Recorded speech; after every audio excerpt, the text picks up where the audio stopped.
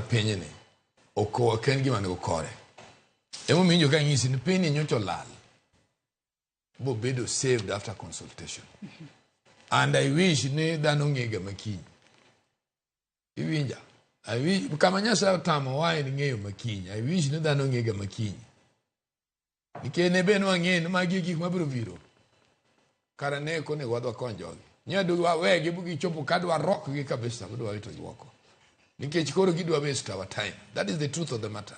Ne bende ng'ato ng'ega makiny mane kama Nyasaye otameji nikech kirango gini Joyce, the truth of the matter and mawacho ni Gachagua may have acted wrongly ke gik mwawinjo gi why are we hearing for them for the first time joma nchara tima gi Gachagua dongenti kata politicians mang'eny gi kakoro chak wacho kuom gi onge ng'ama osedo favor kuom Gachagua ni ema winjo kama wacho ne Gachagua must speak. Tana ngeno dhi kodhi wuoyo bo ng'amo dhoge bo wuoyo Kenya will never be the same again. Nitiere siri monyalo wacho ma ok onego bed ni wacho. Yes, anyiso u. Nitie gik ma Gachagua bro wacho mbeleka. Joyce amina Joyce ng'en kata paka kiriembo. Kata paka kiriembo be go biloro dhodni. Sama koro biro to ng'ur mene mi yaw dhodno. And that's why kama jo chike Gachagua. He will also speak. Matinde ni koro mar mondo miki kolos onego be ni rucho oko wach tiche oko koso tiche in leadership people nyaka bed ga gentle iwinja and that's what government means government ji nyaka be joma chuny gi tut nitie issues mukwongo deal with sections sani waso dongo mo kenda lo karanja gumwenje main piny masani oso dongo ma we have the constitution one go constitution officers temo miwinjo ka penjo motion is amodi bunge legal advice ama serikal to wacha ngo because she sits in parliament and what advice joge nango to kapata ko ponyo advice bo consult ye joma ne wisdom da ko dio nene archbishop ma CK da ko dio nene cardinal cardinal Jueka da ko dio nene jaduong Raila Amolo Odinga bujoka bende wacho negi bujoka wacho no wadwa bedie pengo president. Is it worth it? Bende ngima ngu process. To bendo nyalo gero piny.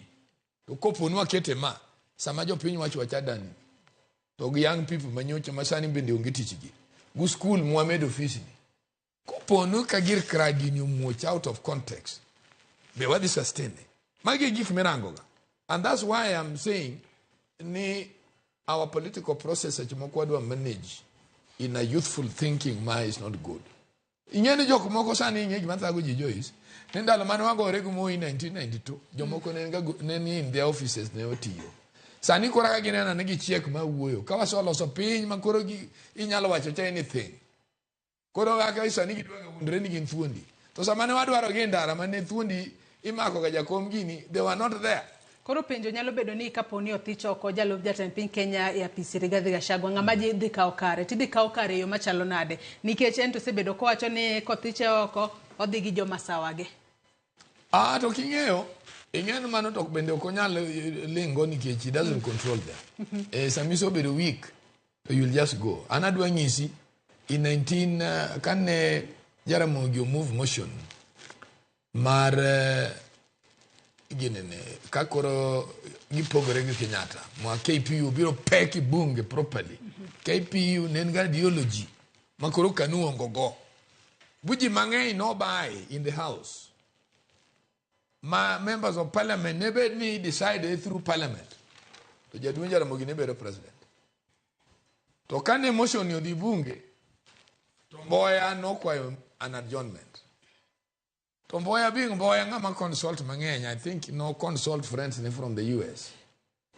to kodok saboro to wacho no okay wan waduto wayie no mondo sirkani opogre kendo wayie no multiparty nyaka donj to wadwaro kapok cross the floor kore dhi dwaro new mandate from your piny mano yieri mondo giduoki bunge ka little did they know ma joma no resign gi Jaramogi nenti nyaka gia doctor ngama licha nyanga Maria kidwa ng'e ni Jaramogi nen ga na ideology ma Kenya no bai e pingi kuyu kanyo nen go jok ma no luwe ma he was taking over the government but what happened Kambuya no duogo saboro bo wacho ni new mandate you know only To jowa manodhi ji ka okelo dongo gir doctor joma ne riek ne DC wacha no remo Kisungu, and now they could not run. Mane mano mess cream maro majuluo manene parliament ma were very bright. Iwinja. So gimina no emowinjo ka wacho ni gini people must work with jurisprudence. Jowa gimarach kod gini jowa that bunge nga kef maduong malich. Tinde wachulo ni nyaka researchers. Tinde wachulo ni nyaka clerks. Wachulo ni everything to put ogenya think. Gachagua in his excess. Kwadwa law is not about Gachagua and also the institution of presidency. Nikesami wo ni Joyce. Early after election jogi ncha wachogang. Is recurring near Sisi na musinitishe. Iwinja. Nengi wacho ni nyaka en mar shareholder. Yes. Maugi kwanza giwacho. It was their policy. Kada joma thika kwa kuri bunge gi. It was their policy. To nyalo bedo Gachagua nyeporo daki gini. There was need for them to sit down as government. To giwacho now, ungeni pinyo so gadi wabujo opposition biro bedo part of the government. Ungeni pinyo so di wabujo pinyo bende sani oketwa oko. Now we must change a new thinking. Okucha kumok much moro. But anyisi na anta ananyala advice from my expertise. Let them push Gachagua.